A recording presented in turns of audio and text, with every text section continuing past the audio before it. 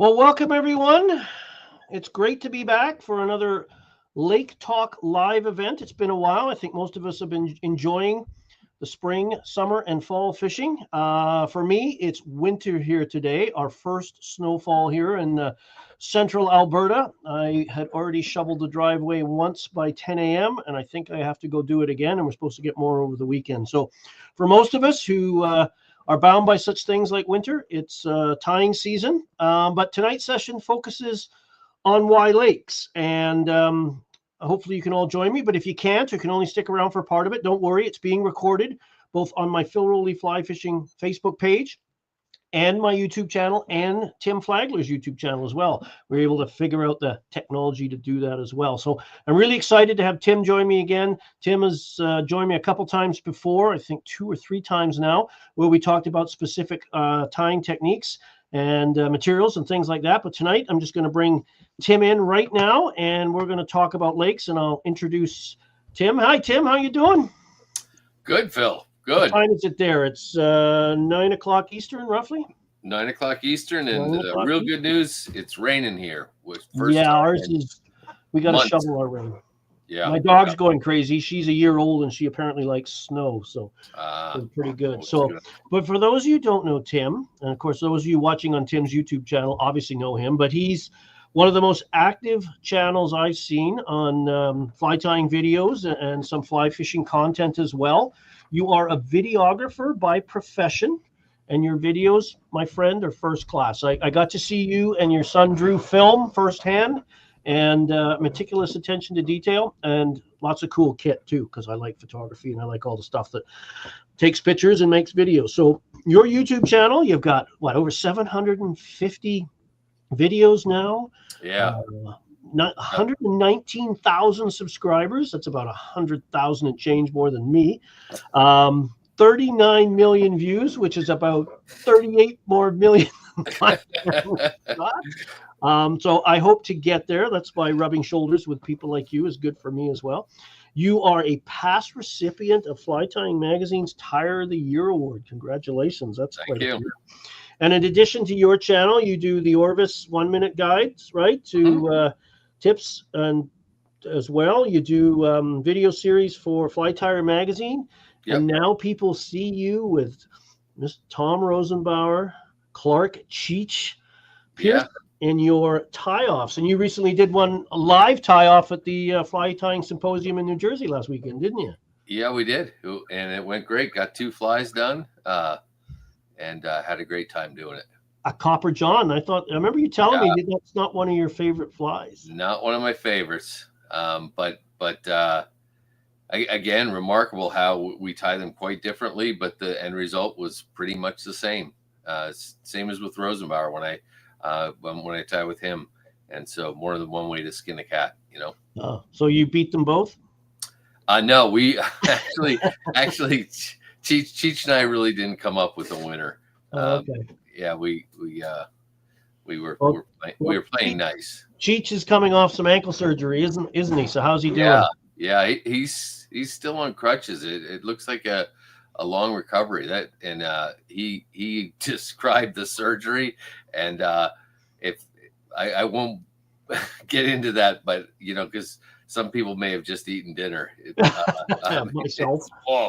Yeah. Well, I remember he was not feeling well, and we saw some posts while you were away. You and I, for those of you who don't know, Tim and I spent a week up at Northern Rockies Adventures Lodge up on Muncho Lake in northeastern British Columbia. Had a wonderful trip there. Highly recommended, which is part of the catharsis genesis for this discussion that we're going to have tonight. But you and I went to the hot springs up there and sent him a live video, which I think emotionally scarred him. We saw the two of us parts off in a hot spring. So anyway, so Tim, I know we got just a limited amount of time here, and forewarned, this could end up being a 2-parter because I have no idea what Tim's going to ask me. I'm a little nervous. You've always teased me that Stillwater fishing is boring. Does it come with a pillow? And come to think of it, Tom Rosenbauer does too. In fact, he told me he hates lake fishing. But he was gracious enough to do the forward in my book and to allow me to be the lake guy on his Orvis Guide to Stillwater Fly Fishing. So that was a benefit of that as well. But yeah, so you're going to ambush me with a bunch of questions. Hopefully I can answer them. If I can't, I'll say I don't know, but I'll do my best to find out. And like I said, we're recording this now live, and of course it'll be available to view on your channel after as well. And we'll try and get to as many questions as we can after, if we've got time after Tim's. And if not, we'll save them for another day, or perhaps I can answer them, or we can answer them in the comments section. So okay, Tim, let's. I'm going to plug my nose and jump in the deep end here. Let's. What do I got? Yeah, let's go. Well, the first one is, and this is to me is that it's just very basic question. And if you see a body of still water, or you see it on a map, or you drive by it, or whatever, what steps do you take to determine whether that is actually fishable water and what might be in there? That's a good question. Some of it's as basic as phoning a friend. you know anybody that's around there. Local fly shops, if you can find those out. Google is a great tool for actually having a look at the lake. You can go into Google Maps. You can set it for terrain view, which gives you kind of a 3D graphic of the lake. You can see the steep-sided areas, which tend to would represent where deep water is, lower gradient areas where the shallows are, which generally when we fly fish lakes, we like to spend our time there. That's where the weeds grow. That's where the food is. And from the ability to fly fish a lake, we can do the most things. I would Google it, internet search it. If there's a department of, conservation or whatever, whoever manages it, to see what they have. A lot of times they'll put their stocking reports on there as well, so you can get an idea if they stock the lake. A lot of lakes nowadays are stocked, what's in there, and sort of build a plan from there. But that's a great question, because you'd hate to waste all day and go, some guy coming up, what are you doing here? There's nothing in here. It died years ago. It's never had anything in it. So yeah.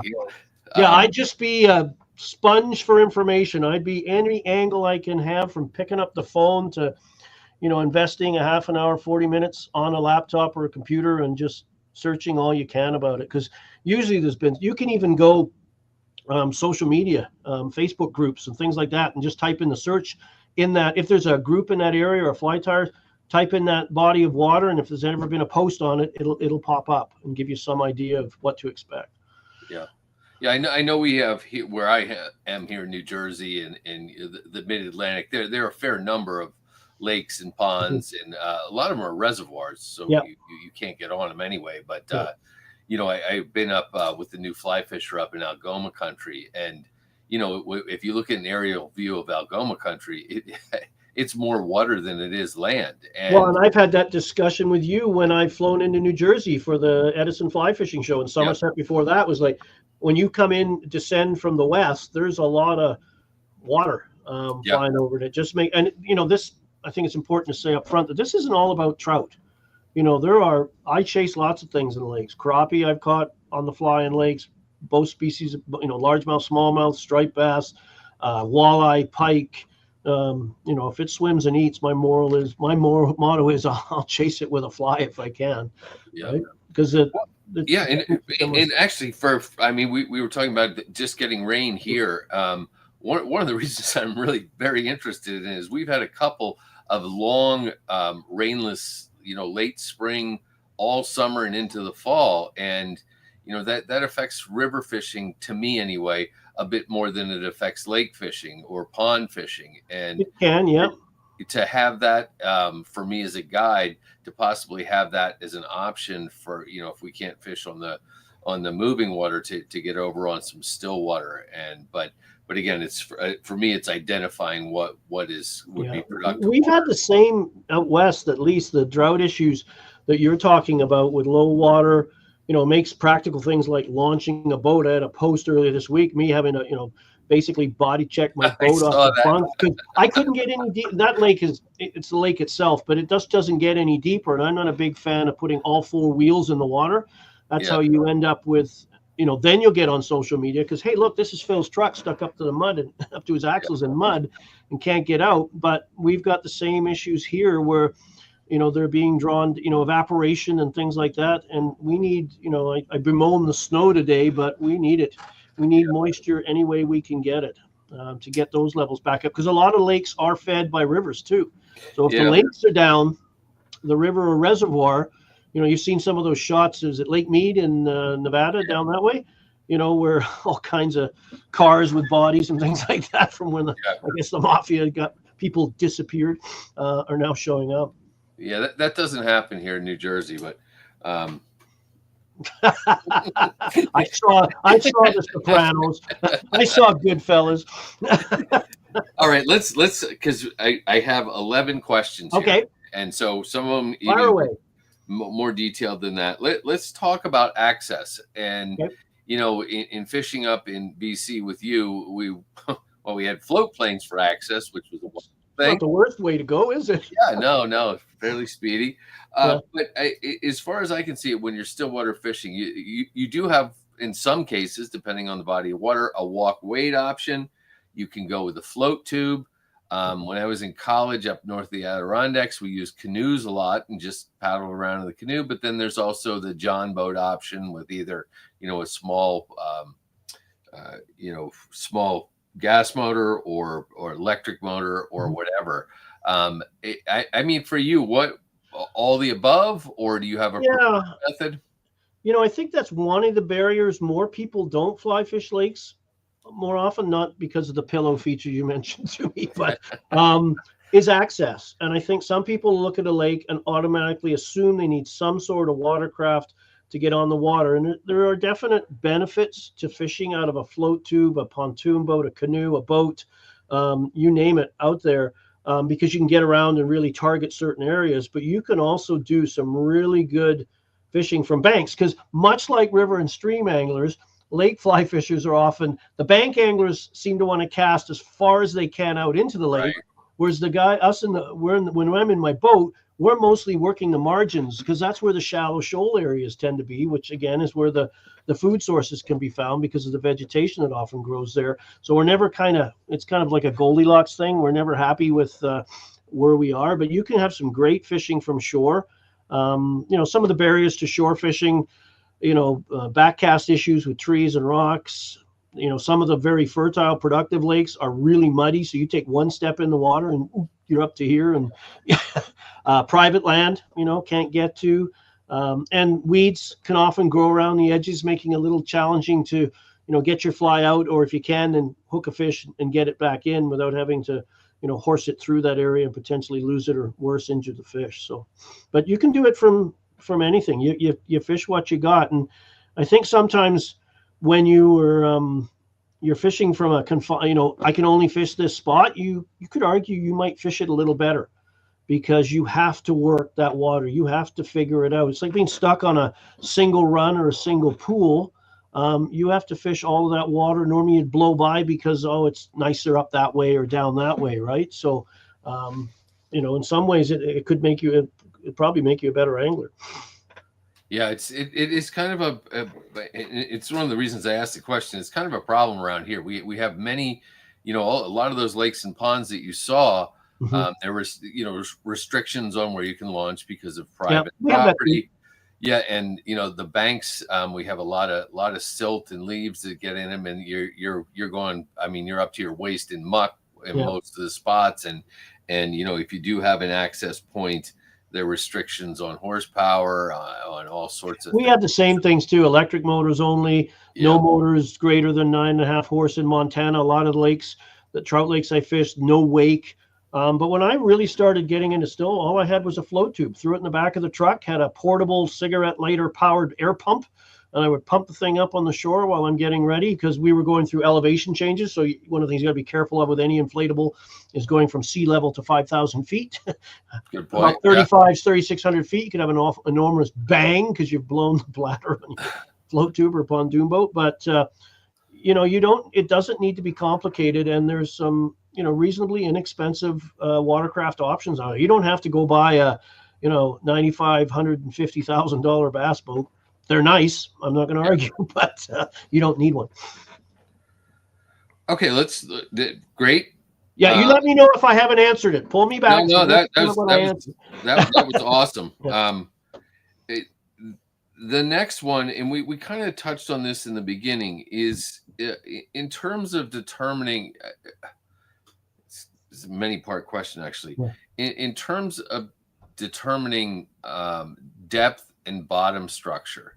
I know, well, back in the day, we used to use topographic maps and things like that, but, lakes and ponds change quicker than they repeat or they reprint maps. And if you can even get them anymore, obviously things like Google Earth can help a little bit, but in terms of actually determining depth and where you want to fish, is something like a fish finder, a depth finder, absolutely necessary? And that leads me into, because I don't know, if you start off with a float tube, which would seem like a very good option for a lot of people, including myself around here, do they actually make a depth finder that you can use on a float tube? Yes.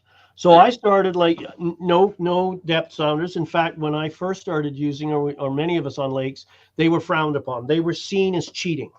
That somehow when you put that thing on, it was like the Pied Piper, every fish will come to you. Well, that's not the case. If you don't learn how to use them properly, they'll indicate fish in a bathtub. Right? So being a bit abstract there. So we used to use bathymetric maps, your underwater contour maps.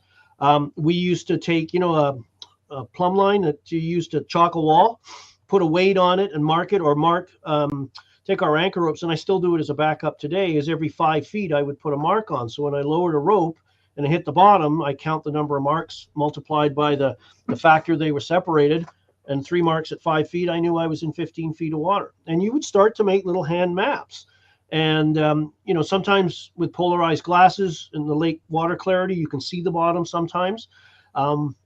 You can get a measure of, and I touched on it a bit when you asked about, if there's even fish in the lake, is Google Earth and using what we're looking. So when you have the surrounding topography, the land around the lake, if it goes into the water on a gentle slope, it's going to be that way underwater. So that's a sign that area of the lake is probably shallow. Whereas if the land adjacent to the lake comes in on a steep angle, that's going to carry into the lake. That can give you clues where the deep water is. So we evolved. That's how we went around, and we used to use, if we found a good spot, we would use triangulation, find a point on the, look out, there's a tree that you can recognize again in the future. Off one side is something else, and off another, and where those 3 lines, if you drew them out, intersected, that was where the spot. But the trouble is you can get those angles off a little bit, and you can be 10 feet off. You may as well be 10 miles off sometimes. So when sounders became more and more popular, they're an investment, but there are inexpensive models today that you can cast out and work through an app on your phone. And then you can go to, 65-inch colors. Yeah. And sounders are a bit like boats. And televisions, the next sounder you get's always the next size up. We never downsize our TVs. We always go bigger and bigger and bigger, right? Same thing with that. But you can. There is a Canadian company, Float Tube Fanatics, or fishfindermounts.com. I think they both, Wade will kill me if they're not going to the same place, but they are a company that specializes in mounting systems for float tubes and pontoon boats. And basically it is a container, a composite container that holds the battery. It used to be gel cells, now they're lithiums. And then they have a bracket, a mounting system that you mount the head of the sounder on. So basically you plug the sounder and everything into this mount, and it's got a strap system that you literally snug and tighten around the pontoon itself. And I use them on, I've got an Outcast Stealth Pro and a couple of Outcast float tubes as well. And they work quite well. So this allows you to use a sounder that is got more widgets, like a camera. The more, do you need a fancy Sony FX3? Maybe not. But once you learn all the features it can do, you're like, how did I ever live without this? Because it just does all the little things that you can do. We used to use a sounder called a Fishing Buddy. It was originally started by Bottom Line, and then they were bought out by Humminbird. And we used to like that sounder because it fit in a holster like a tube.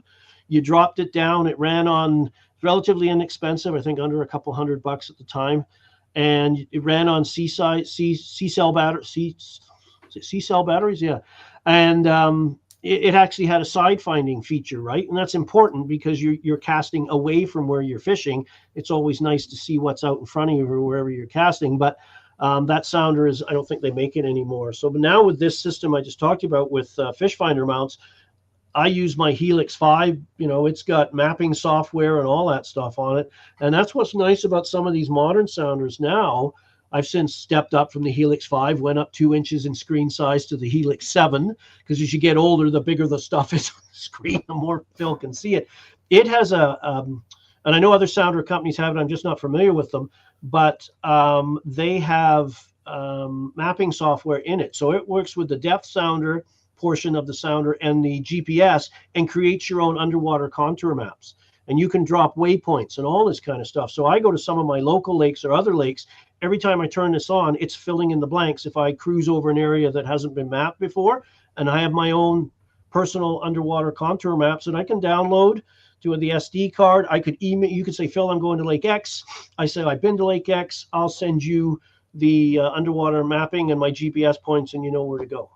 Wow. Well, yeah, it continues to grow. Now you've got forward-facing sonar, which is controversial right now because particularly in the conventional angler side of things, the way that screen displays in simple terms is you've got an axis that tells you how far you are away, in 5, 10, 50 incremental distance away, and one that goes vertically, the depth, and of course it shows the contours, and the fish show up, and you can cast out, and you can watch your lure. It's like video games almost. So there's a little controversy going on with that. Is that too much? But I know some guys have got it in the fly fishing world and they love them. They said they've never learned more about fish behavior and where they move throughout the day.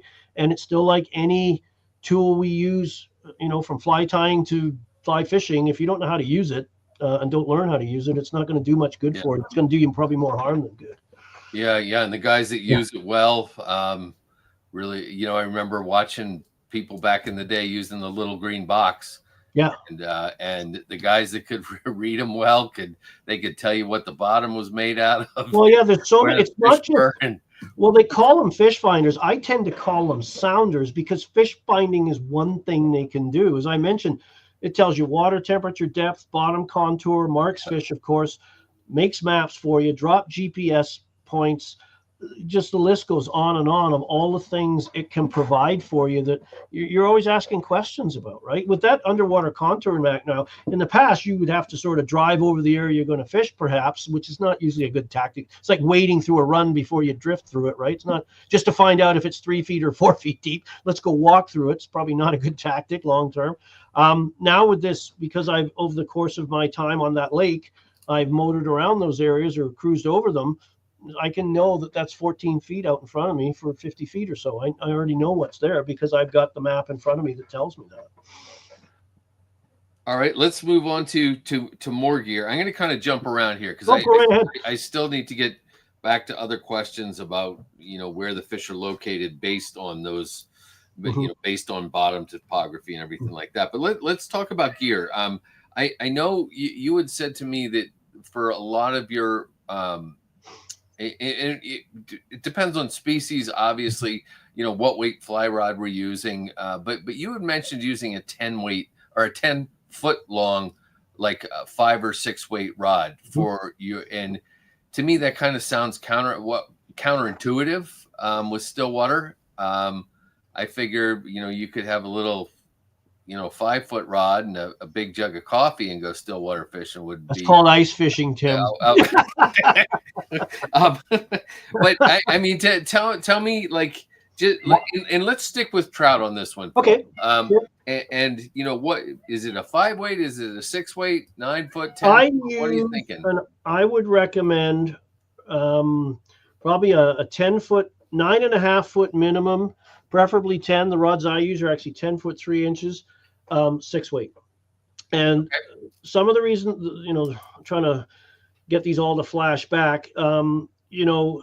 We fish indicators a lot on lakes. So we're in England, as they call it, the bung. And one of the best casts to use for that, because it's a tangle prone system, is a roll cast. Well, a roll cast, you're a trout spay guy. you're not trout spaying with a 4-footer. You get that nice long lever, a much better roll cast. Believe it or not, we use the rod to control both as we're presenting. So we wind drift, or as I call it, with an indicator, moving the strike zone. So what we're doing is letting the wind with a floating line system and midge tips and things like that. We'll probably get into lines, all these different lines, but letting the wind sweep that fly around for us. So we're going to use reach casts. We're going to use mends, right? And a longer rod provides you more line control to do that. When you're fishing droppers and multiple flies, you can fish longer leaders without risk of your fly or your indicator jamming up the rod tip, because you simply got more working distance between, from point fly to indicator or things like that. When you're fighting a fish around a boat, you can extend your arm. You got a much longer reach to steer them away from things like your fins if you're kicking around, your anchor ropes, your drogue, which is a big underwater parachute that we use to slow and control drifts when we're fishing moving. So lots of advantages that way. There's a technique we use called the hang, which is at the end of every retrieve, we do a rod raise, still maintaining tension on the line, and actually raise those flies up through the water at the end of the retrieve and pause or hang them at the surface, because fishing lakes love to follow flies in, whether it's a trout or a pike, and that fly sits there right there for them, and they'll take it right in front of you. So it's one of the best ways to increase your catch rate on lakes is to always fish that hang portion at the end of every retrieve. And with a longer rod, you get a superior hang, because you can, raise that up higher. And if you're fishing multiple flies, you can do that pause with each fly. So, and I'm sure I've missed a couple of others that will pop into me later. You can argue longer lever, further cast, right? Okay. And more open loops, because the tip tends to travel. If you compare how a tip on a 9-foot wad, its casting arc, if you will, is this big. We add an extra foot at the tips, they're a little further apart, tends to form more open loops, which is really advantageous for indicator fishing or fishing droppers and things like that. So that's why we like them. Yeah, kind of counter to that. I first thought that popped into my head when you said that 10-foot rod was, in terms of landing the fish, that's a lot more rod to bend to reach your net out. There is, with everything you do, there's pros and cons, right? The graphite or material at the tip section is really skinny, and if you with a long rod, you got to learn to sort of lift back, just like you're nymphing. You don't push straight up, right? Because that just puts that bend over a short distance, and there's an ugly snapping sound that follows. Yeah, so, yeah. Right. All right, this one I'm going to regret asking. I know, because I have bins and bins of fly lines for different things. Yes. And I know that for a lot of Stillwater, it gets really, really specific about what kinds of lines you're using for what conditions. And, do you have 80 spare spools that you bring with you on every trip? But I guess my question is, if you're just kind of starting out, and let's go back to trout, okay? Yep. And because I know other species, it's a totally different thing, and different weights and everything. But just one or two lines maybe that you could get away with Stillwater fishing for trout in a lot of conditions. It very, you're going to have different opinions from different Stillwater fly fishers, but I think the majority agree your floating line. That okay. If I only had one line to fish in lakes, whether it's for trout, pike, walleye, bass, it would be a floating line, because there's so much I can do with it. Right. First of all, if you're coming from rivers and streams, you already have one, right? So it's no big investment. But with a floating line, I can fish obviously the surface feeding fish. I can fish dries, looks like it would on a river and stream. I can fish indicator systems. I can fish longer leaders with weighted flies, and it gets advanced. We call it the naked technique, where I first learned that's how we fish chironomids, midges, before indicators became so popular, is we were routinely fishing leaders in the 20 to 25 foot range with unweighted patterns and complex leader formulas, and waiting for them to sink down and just creeping them back in, probably the stuff pillows are made of. Deadly effective method. So I could fish 20, 25 feet down with that system by just, playing with different variables in there. So that would be the first one. The three I usually recommend, just to cut to the chase, would be that floater, probably a clear intermediate that sinks at about 2 inches per second, that you can, if you want to troll and paddle around in a float tube or a pontoon boat, it's a good line for that. It gets under the surface chop on windy days, because that's the one thing about a floating line. If it's a little breezy and windy, that surface chop can negatively impact your presentation. You're not in touch. It's jerking your fly all over the place, although some days they do like that. And then some kind of fast sinking line, either a type 7, type 5, type 3. And that depends, like probably some of your reservoirs are quite deep. You might go with a type 7 line that sinks at 7 inches per second to get down. If your lakes are medium depth, you might go with a type 5. And then if you're like Henry's Lake, for example, in the Idaho, where it's 18 feet, I think, depending on water table, is as deep as it gets. Maybe a type 3 is fine, right? So there's a little bit of variable. And then it's like golf clubs. You can golf. I can't golf ever, but I can certainly dig up a lot of greens. I can putt, some kind of iron and a driver and maybe a sand wedge, and you're getting around. And then as your skills develop and you find different scenarios, and you start filling in the blanks. Because like you mentioned, when I'm out in my boat, I probably have at least 20 fly lines with me, all on separate reels, just because of the way I work with a reel company that supports me. But you can buy composite spools as another popular way, especially in competitions. They're lightweight. And I've got, if we've got the time, and the floating lines we use in lakes for subsurface differ from the ones we use for dry flies. So when we're fishing subsurface, we need a line design with the mass of the line pushed towards the front to help turn over long leaders, to help turn over indicators, because to move mass, you need mass. So you're going to see lines with oversized head sections. A 6 actually has an 8-weight head on it, which sounds exponential, but it's, as you know, it's not that big a deal. It might be 40 grains, which is like 2 or 3 business cards. It's not like you just tied a M1 Abrams to your fly rod or anything like that. And short front tapers, again, to push it over. Not a great dry fly line. So I'll have 2 of those kind of lines for indicators and long leaders, because it's conceivable I could fish both ways in a day, and I like to rig 1 or 2 rods so they're ready to go. So if you want to make a change, it's put one down and pick one up, because we are creatures of path of least resistance. At least I am. And if it's just too hard or involved to change anything, we tend to shy away from it and won't do it. And then you find out at the end of the day, you told me you'd made the change and it was all the difference in the world, and I was just couldn't be bothered to do it, and I missed the opportunity. I still have a dry line for fishing to surface feeding fish, or nymphs and shallows and things like that, where I want that delicate presentation, crystal clear waters, that kind of thing. Those 3 lines. I use a midge tip, which is a floating line, which is a very subtle sinking tip section on them, anywhere between 3 and 6 feet. I've got 4 of them, because they come in 2 lengths, 3 and 6, and they sink at 2 inches per second, and they sink at a hover rate, which is 1 inch per second. Then you've got the hover line that sinks at 1 inch per second, 2 clear intermediates, because they sink at different rates, and a whack of sinking lines, sweep lines, all this kind of stuff. Yeah, it's quickly easy if you're a gear junkie, like I tend to be. And it comes from, I think I talked to Lance Egan, both know Lance, and he, in competition fishing, for example, if you're fishing beside somebody, whether it's competition or just socially with a friend, and they are laying waste, they're having a great day on a line you don't have, you want it bad.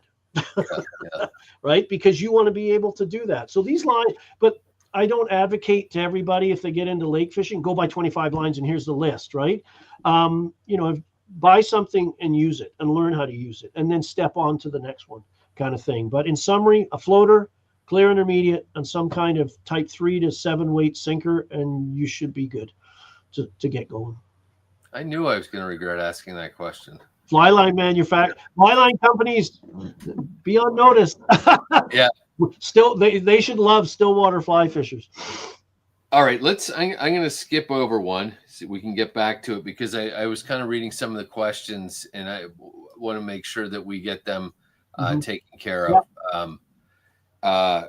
So types of flies and what, I know there are a whole slew of things that trout and other, whether it's pike or bass, eat in a lake. Mhm. I mean, can you just kind of run through what food is available to fish species in lakes and ponds, and then what kind of flies we're using to imitate that? Whew, that's like your fly line question. This can be a I know.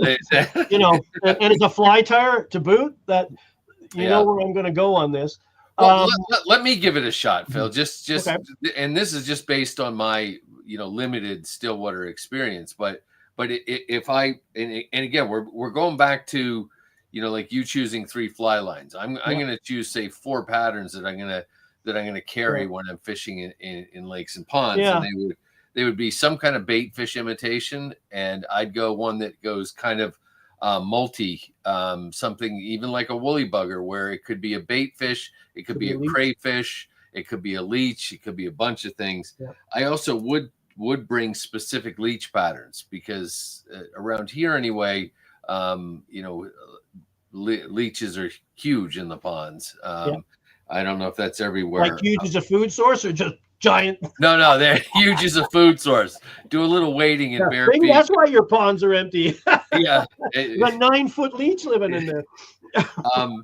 And mayflies, obviously, calabatus, things like that. Yeah, out west, yep. Yep. Yeah, even around here, calabatus are Well, pretty Tim, big. I'll tell you, just the way I look at my lake fly, like I carry a lot of flies. I'm not going to lie. I enjoy tying. I love the whole. That's one of the. If you say why would I want to fish a lake, if you're a hatch matcher, Stillwater's has got enough bugs and invertebrates and bait fish in there to keep you busy for 12 lifetimes. We've got midges, chironomid, midges or chironomids. We've got scuds. We've got leeches. We've got bait fish. We've got water boatmen and back swimmers. We've got damselflies, dragonflies, snails, it just goes on and on and on, right? And I'm sure I missed a few in there. So I tend to break my flies into 3 categories. There's suggestive flies, imitative flies, and attractor flies. So your suggestive fly, as you touched on earlier, was the woolly bugger. It's generic. It's like a hare's ear. It's generic in nature. It could be a scud. It could be a mayfly nymph. It could be tie it squat. It could be a small dragonfly. It could be whatever you want it to be, how you present it. Woolly buggers are the same. So those are flies I would tend to use when I'm starting out. I'm going to a new lake or I'm fishing for the first time on a familiar lake, and it's a cover my bases kind of a thing to catch a fish. And we do use on trout a thing called a throat pump to sample what they've eaten, and then we refine our presentation there, either from that or we start to see different bugs start to move and hatch. Or you always want to spend 10 minutes along the shoreline snooping around, turning over rocks and logs and a little aquarium net you can get at a dollar store. And just like you would do on a river, you kick seine and figure out what's going on, shake some trees, see what flies out, look in spider webs, see what got stuck in there. Because we use the imitative flies they're on calabatus. They are on that particular size and color chironomid or whatever bug it is, they're on it. And those flies are, you look at those in the box and you go, yep, that's a mayfly nymph. That's definitely a midge or a chironomid. That is a dragonfly nymph because it's got the features you associate. And then there are times that fish don't take our flies out of a feeding response. We trigger, the bass fishermen, the conventional anglers call it triggering a reaction bite, where we are taking advantage of that trout or whatever game fish is naturally aggressive, predatory nature. They're curious creatures. They sample with their mouth. They don't have a set of hands and fingers like we do to pick things up and figure out what it is. Or we pull something and kind of crowd their space and they react, and you get this defensive reaction out of them. And those are attractor flies. So that's like probably the most famous one in Stillwaters is the booby with the big full eyeballs, the vivid colors, fluorescent colors. So those are flies we fish aggressively, fast. I mean, we cast them out, we strip them back. We're not really moving it in an imitative way. We are trying to get that fish to snap out and grab it. So that's where we go from there, if that adds any clarity. Yeah, no, it's kind of and I'll just sort of add to that I'm really coming as a fly tyer and someone who shoots video of trout underwater and fishes and guides a lot.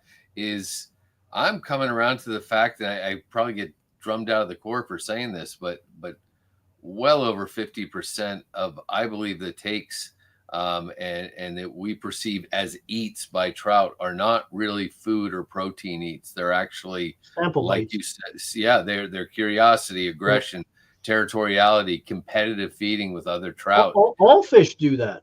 Yeah, I remember watching Shark Week way back about, great white sharks munching on surfers, and how come they take one bite and then they don't come back and finish the meal? right. Well, when a great white shark transitions from as a juvenile eating fish to switching over to mammals, seals, dolphins, those kind of things, that's a learned behavior. They have to figure it out. So they take sample bites. So a surfer laying on the surfboard looks silhouetted. That looks like a seal. Comes up, chomps you, right? Not what I thought it was, and let's go. Right? That's a sample. That's an extreme example of a sample bite. Of course, your femoral arteries pierced. You're not. It's not good. But that's a sample bite. That's why they get that one bite and they leave you alone. Now, of course, there's always the exception where it is a feeding response. But that's probably, I like to sometimes deal in extremes. That's an example of a sample bite. So you're right. You mentioned it. I've seen underwater footage of fish actually grabbing a stick that's stuck in the river and grabbing it and shaking it like a dog and then letting it go. Like, what was that all about? Yeah. And it's for someone who grew up on this whole notion of tying flies that imitate aquatic macroinvertebrates, and then you explain why well like a booby or a fritz works, and it's kind of the same thing in moving water as well.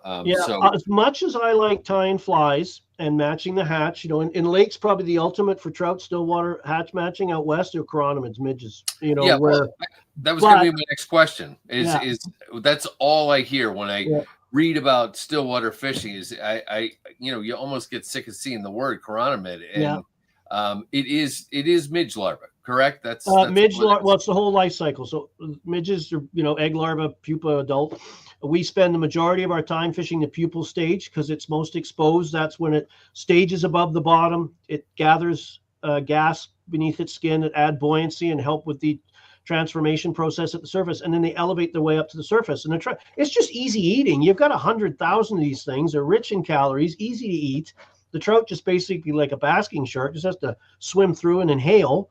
And they get very focused with that hatch on the feeding depth because it's all about calories in versus calories expended to get that food source. And it's so easy, they're not going to chase it. So, back to the flies question, presentation trumps pattern as in anything, right? Your Euronymph, I love to Euronymph, and a lot of the flies are not exact caricatures of that food source. You look at Lance Egan's red dart, the blowtorch, suggestive, but the trout sees that and puts it in its mouth. And at the end of the day, I think that's all we ever want. We can argue later over a coffee, a beer, or anything about why.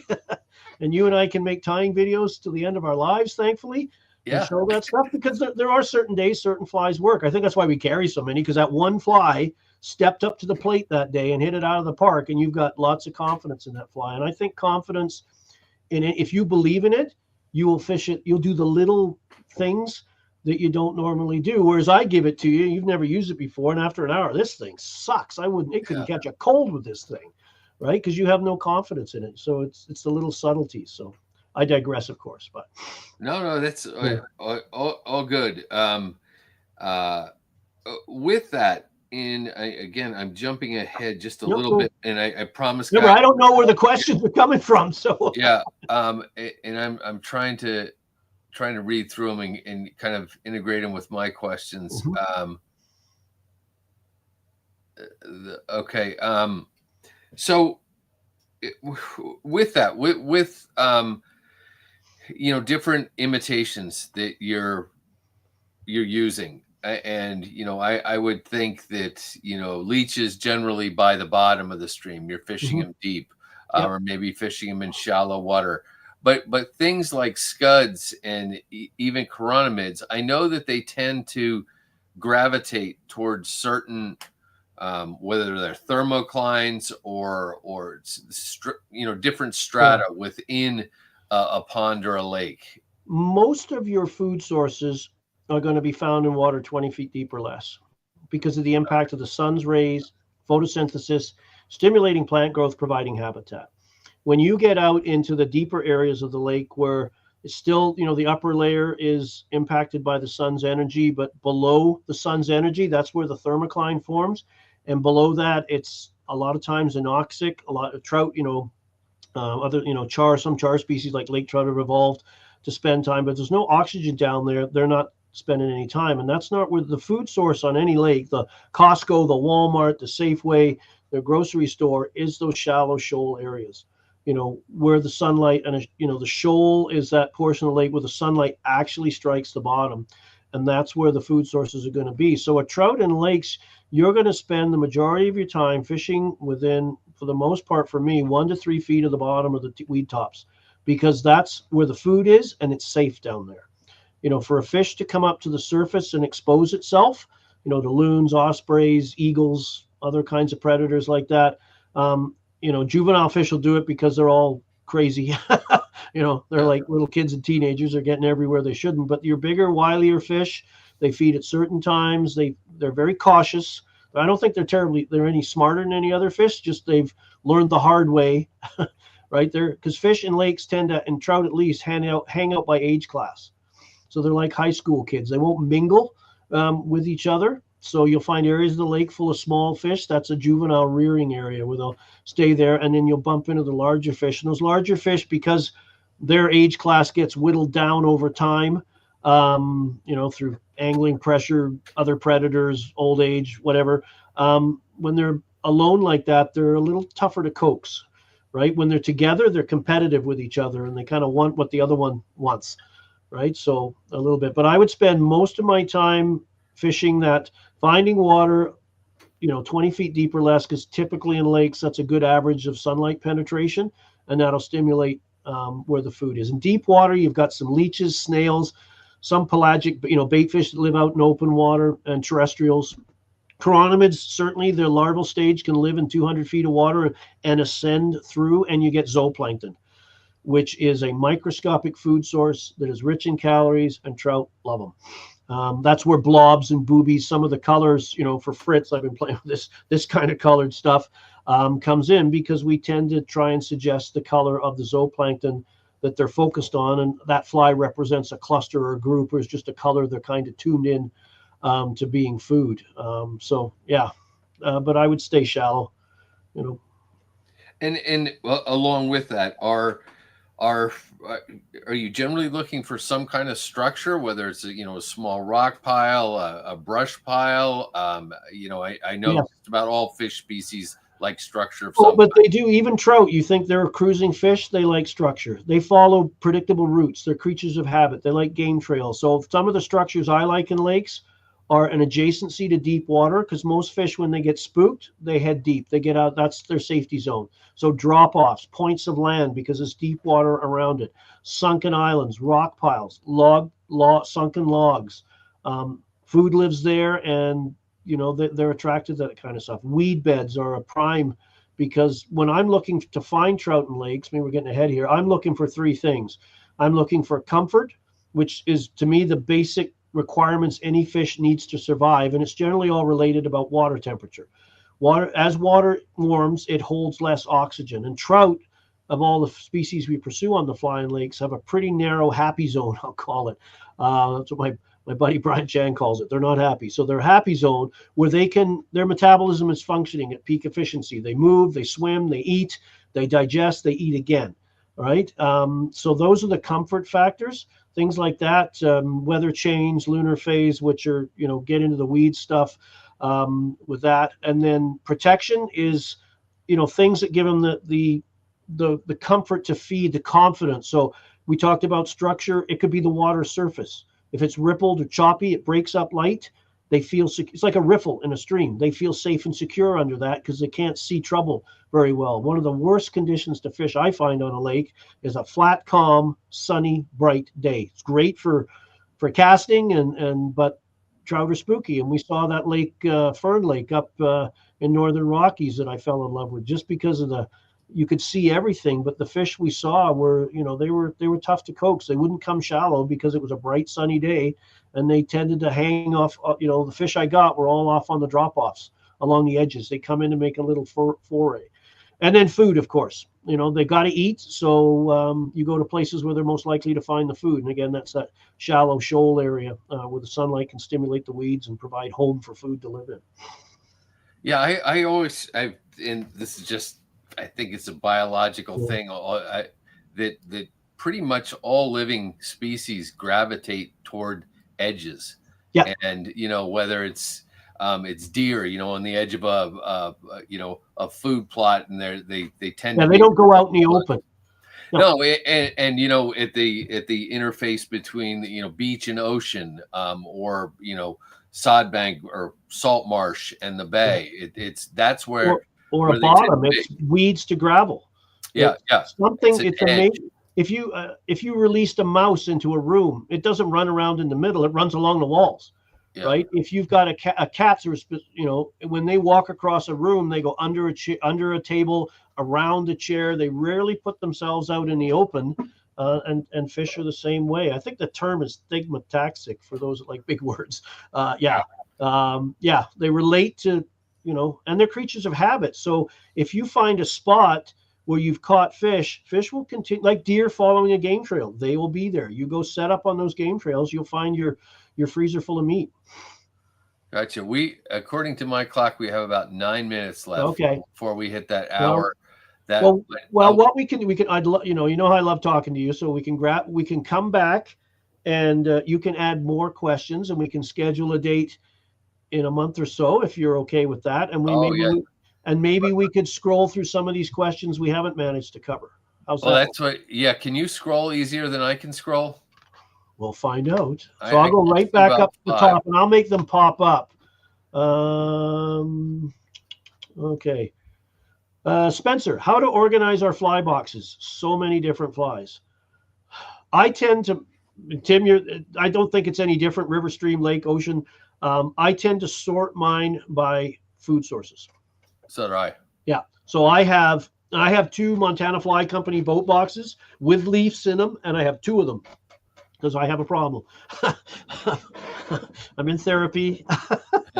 But I have, in one box, I'll have my bait fish patterns, my dragonfly nymph patterns, damsels, generic nymphs, that could be one of a million different bugs, scuds, and leeches I cast and pull with.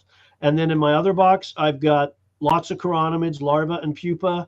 I've got my attractors, and I've got all my balance flies and jig flies, because I use a lot of those balance leeches, things like that.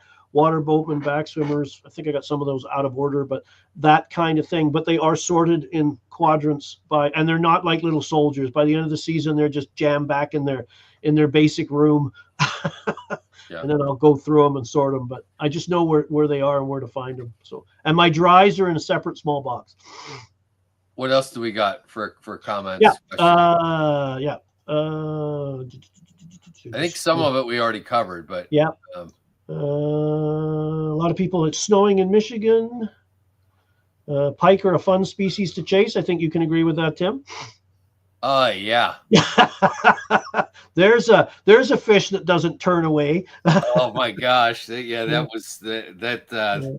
Well, I had 2 pike trips this summer, including the one with you. And that's a new thing for me. I pike fished before, but to really get into the big ones and do the sight fishing for we had something else. Before we got to Spencer's question, we had that, for those of you who don't know, Tim and I were fishing a pike lake. We'd had a good morning fishing the shallows. It was a little breezy to start the day, so we got out of the way, and probably about an hour in, as the water warmed, these big Leviathan 35, 40 plus inch pike started coming out of the depths. It was like a teacup kind of bay, and we had some fun there. And then Daniel, who runs the lodge with his parents, they took us out in the main lake because he said there was lake trout out there. So I wanted to see if I could dredge a lake trout out of 40, 50 feet. And we were marking them. Daniel had a little sounder with him, and we could mark them. So we started it, and I bored Tim to death with it, because how I fished it, we had light brimmed by that point. I would cast downwind with a Type 7 line and a big whistler on there, because I thought they were lake trout. or a big half and half, just like you're fishing false albies and things like that, and play the rest of the line off and let it sink till it's almost vertical, and then start stripping up right through them. And yeah. You were yawning for a while, and then you got woken up Yeah, rather I got woke up suddenly. quick. And we thought they were lake trout, but they were huge pike that were out there probably feeding on the lake whitefish and juvenile pike and whatever else they want to eat. And they were all over 40 inches. They were 20, 25 pound fish. And that was you saw one of them in the post. If you followed my social channels today, I put one on there that we got, and that was quite a pleasant surprise. So yeah, pike are a lot of fun. Okay, back to the question. Spencer, do we have to be entomology experts to understand the nymph game? No. I struggle to know which fly at what depth for trout. I would, entomology, as Tim could probably, is how complex do you want to make it? If I think you should have some basic knowledge as, what's the difference between a mayfly and a damselfly for still waters. But you don't have to know species and genus all the way down to counting mouth parts and claws unless you want to. They're also great. They're also great imitators, Phil. I mean, like we were saying about not necessarily for a nymph or anything, but like the woolly bugger to imitate many things. A hare's ear or pheasant tail does a remarkable job of covering a whole slew of aquatic macroinvertebrates. So. Yeah, and presentation again trumps fly. Yeah. What is a water boatman? A water boatman belongs to the, here we go, off the deep end in entomology, Hemiptera, a true bug. It is an air-breathing, it looks like a little beetle. So, it's an insect, so it's got, your 6 legs. The hind legs are elongated and feathered, so they scull through the water like little oars, hence their name, water boatman. And the larger cousins to them, the predaceous back swimmers, and it's good to know the difference between these two, because a back swimmer, if you mishandle it, will give you a bite. It's probably the one thing in a lake that can give you a good bite that's apparently on the pain level of a wasp sting. And they are air breathers, and they become mature in early spring right after ice off, or in my local waters, majority of the species are in mid-September to October, and they take flight. That's the only time in their 1-year life cycle they can fly. So they fly off, mate and migrate, and come back down, and they crash onto the water like little raindrops, and the trout go absolutely crazy for them. And it's dry fly fishing, casting to rises, aggressive trout losing their minds on these things. So an awful lot. They're in the water all the time, but in my local area lakes, for example, they most often focus on them when they mate and migrate. So that's spring, usually the first warm day after ice off, they can get going. And again, in that mid-September through October, until it gets so cold they just don't become active. But if you look them up on the internet, water boatmen, you'll see what they look like. They're a lot of fun. In my neck of the woods, there's an awful lot of sick time going on in the late fall. All right, what else we got here? Oh boy, how would you fish a booby? Yeah, how would you fish a booby versus a fab? Somewhat similar. One of the ways we like to fish these flies with foam is called a washing line technique. It's a dropper system. So first of all, you got to make sure you're allowed to fish multiple flies. But you put the buoyant fly. A booby has foam eyeballs. A fab has a split foam tail on the point, and it's used in conjunction with your choice of fly line to help target a depth at a certain level. So different fly lines if the fish are at different depths. And it holds, the reason it's called the washing line is because the buoyant fly, in conjunction with your fly line choice, holds other flies tied off independent droppers like clothes on a washing line. So we fish it like that. It's an attractor fly. So when you fish attractors, you can use them to pull fish in to have a look at your flies. They may not eat it, but they come in and, because they're big and they're visible, and they go, oh, little hare's ear, that looks cool, and eats that. But if you fish them by yourself, we tend to fish them aggressively. We use sinking lines generally, although you can fish them at the surface because they'll wake, to drag them down and then strip them back pretty quick. 4 to 5 inch pulls with pauses, 4 to 5 inch pulls with pauses. And it's just that, the fab kind of goes through the water. As you strip it, it pulls horizontally and its back end tips up with the foam. The booby kind of rises and falls and wobbles. They have different actions. And the fab, because it's got less foam, tends to sink a little better. Of the two, I tend to fish the fab more often. I just like it and have more confidence in it. So in 30 seconds or less, that's how that. Can fishing from the bank on a lake like Henry's Lake be productive, or is using a float tube necessary? Any pointers from fishing a lake from the bank? Yes, you can fish Henry's from the bank. The trouble with the certain spots down by the cliffs, you could get on the beaches and fish down there, but Henry's is muddy bottoms, access issues is, private property and getting down to the lake and things like that. You definitely have more mobility with a boat to get around, but not always necessary.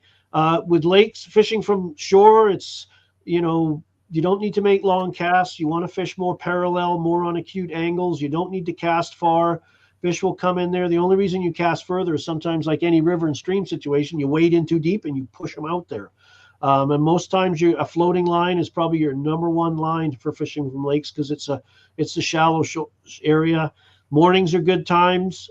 Evenings are good times. Fish will come in when the lights low, and in early spring and late fall, they'll come in to feed. Once you understand lake limnology and how lakes work, they'll come in at those times of the years as well, because the oxygen is there and the food is there. It's a good combination. Tough to answer. That's a whole episode unto itself. Put that.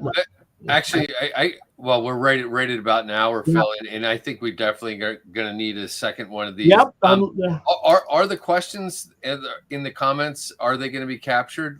Yes, they are captured. They're either coming through your Facebook, my Facebook page, or your YouTube channel. They'll be there, so we can either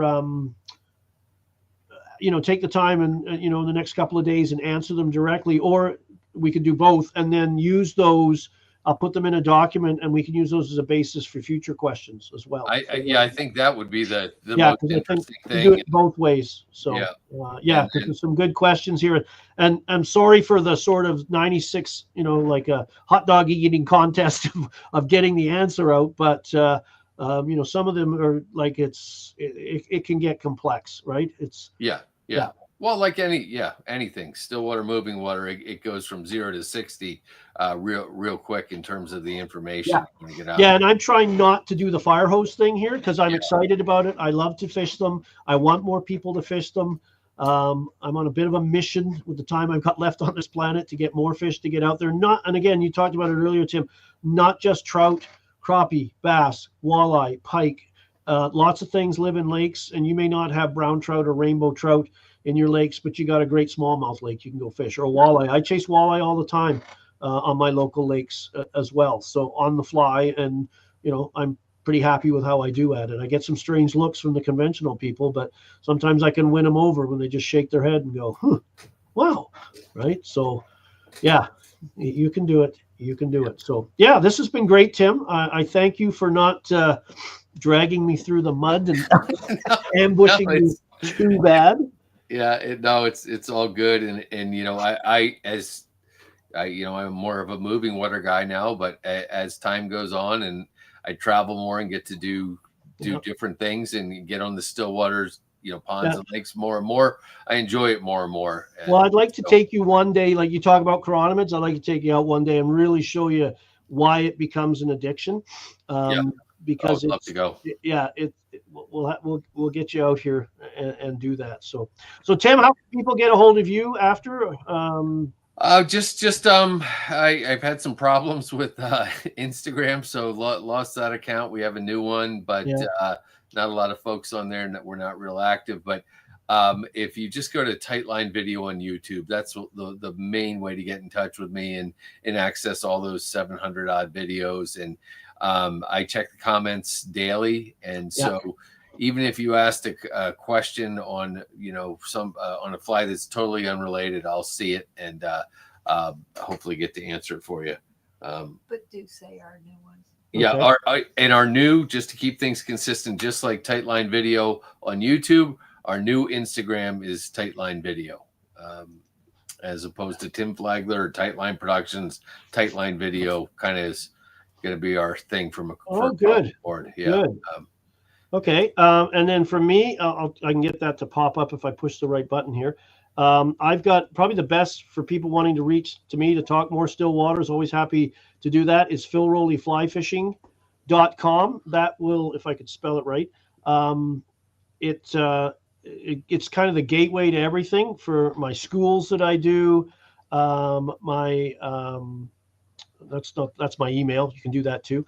But that's my website. If I spelt it there, I've got the Littoral Zone podcast, which is totally focused to lake fishing.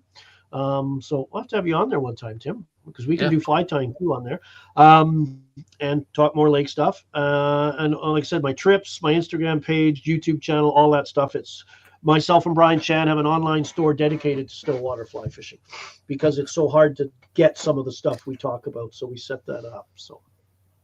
Well, just one last question, Phil. When you're doing guided trips for Stillwater, do you offer your guests plenty of hot coffee? Is that? Yes. Yeah. Pillows, hot coffee, comfy seats. God, you kill me.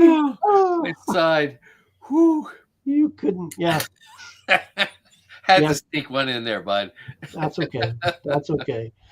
Guys, thank you very much for hanging out. And thank you, Phil, for all that wonderful information. Yeah, I hope everybody enjoyed that, and maybe a few people will look at that little pond or lake beside their house, or they drive by every day, and then give it a shot. So again, this will be available after we hit the stop recording button, and we'll be back for a part 2 of this, I'm sure, because I'm looking forward to that already. So take care, everybody. See you guys. We'll see you next time.